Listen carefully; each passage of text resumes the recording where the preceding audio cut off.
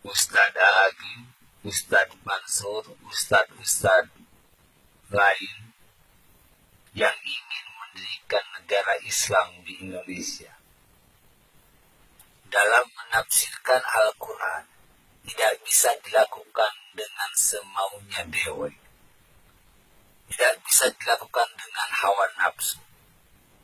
Tidak bisa dilakukan untuk memenuhi kemauan para berhala-berhala politik. Tidak bisa dilakukan untuk memuaskan alat kelamin. Al-Quran itu suci dan harus ditafsirkan oleh orang-orang yang suci yang tidak punya kepentingan untuk memuaskan kepentingan para berhala politik. Tapi orang yang suci memang ingin menegakkan kebenaran dan keadilan di muka bumi.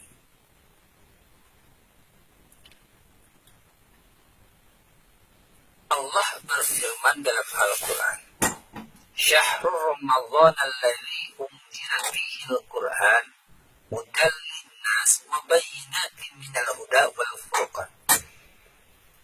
Fungsi Al-Quran itu ada 3. Yang pertama adalah hudan linnas, petunjuk bagi manusia. Jadi Al-Quran itu bukan hanya untuk orang muslim, bukan hanya untuk orang beriman, tapi hudal linnas, petunjuk bagi seluruh umat manusia. Jadi jika ada ustadz yang menafsirkan Al-Quran dan ternyata tafsirannya bertolak belakang dengan kepentingan manusia, bukan Qur'annya yang salah, tapi tafsirannya yang salah. Sekali lagi, jika ada ustaz-ustaz yang menafsirkan Al-Quran bertentangan dengan kepentingan manusia, maka bukan Quran yang salah, tapi ustaznya yang ilmunya rendah. Ustaznya yang pemahamannya salah, tafsirannya salah. Karena seyogianya Quran itu hudal linnas, untuk kepentingan manusia. Jadi ketika surat Al-Maidah 51 ini ditafsirkan dan hasil tafsirannya bertolak belakang dengan kepentingan manusia, tafsirannya membuat resah, gelisah, bingung, bimbang seluruh umat manusia, maka itu bukan Quran yang salah, tapi tafsirannya salah dan salah tafsir karena ustadznya ilmunya rendah. Atau Quran ini tafsirkan hanya untuk memuaskan para berhala politik.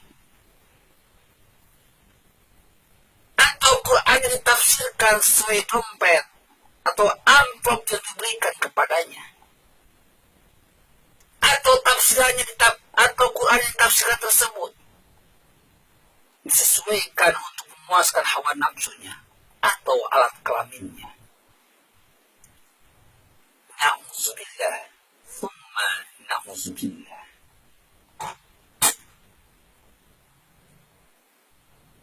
Wa minan nasi man yaqulu amanna billahi wa bil yawmil akhir wa ma hum bimu'minin. Banyak orang-orang yang mengaku dirinya beriman tapi dia sesungguhnya bukanlah orang-orang yang beriman. Atau banyak yang mengaku dirinya ustaz yang beriman kepada Allah dan hari akhirat, padahal mereka bukanlah ustaz yang beriman. Yukhadi'una Allah walladzina amanu wa ma yakhda'una illa anfusahum wa ma yash'urun.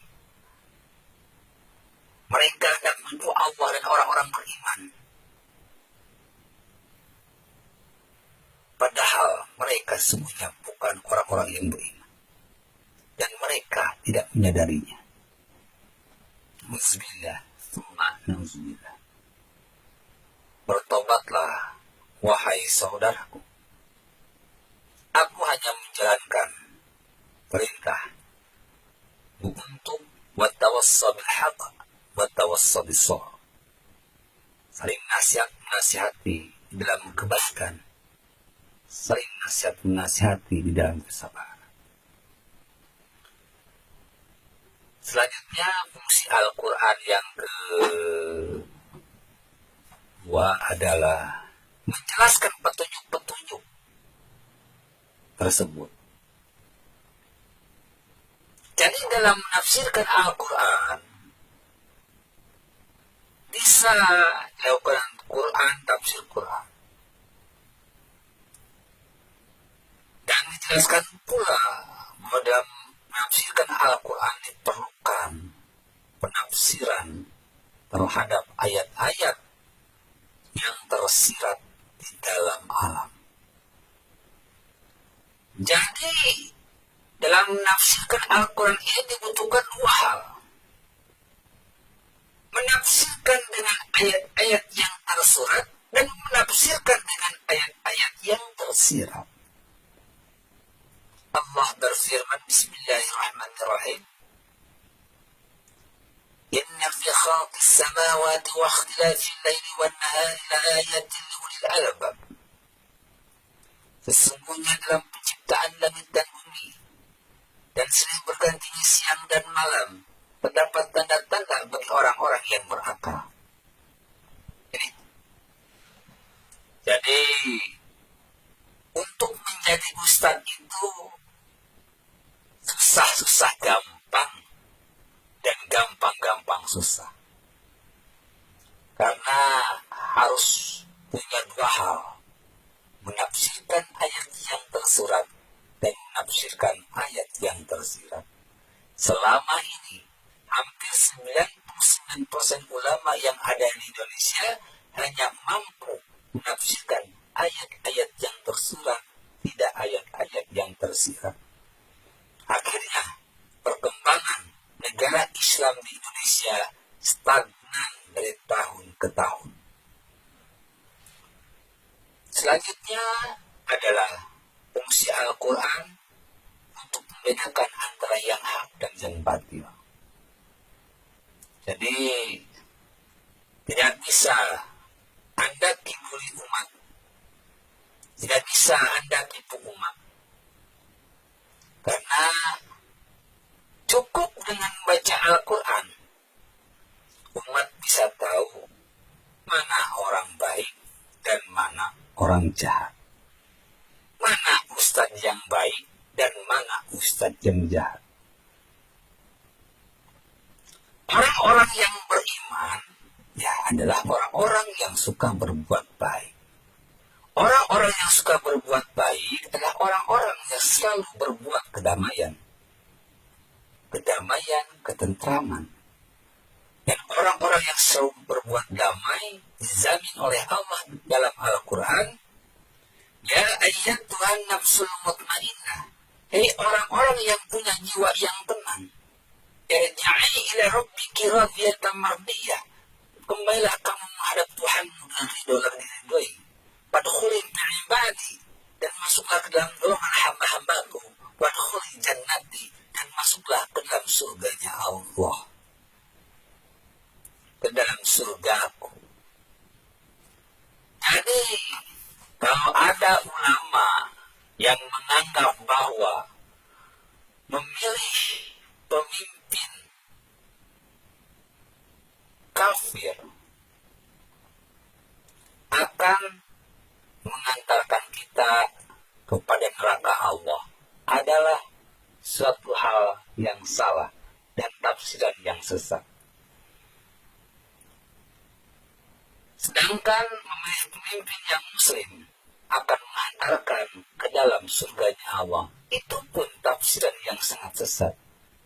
Karena yang sesungguhnya adalah orang-orang yang akan mewarisi surganya Allah, baik dunia maupun di akhirat, adalah orang-orang yang mutmainnah, yang selalu menciptakan kedamaian, ketenangan, baik untuk dirinya, untuk istrinya, untuk anak-anaknya, untuk keluarga besarnya, untuk masyarakat sekelilingnya, untuk bangsa dan negaranya, dan untuk agamanya.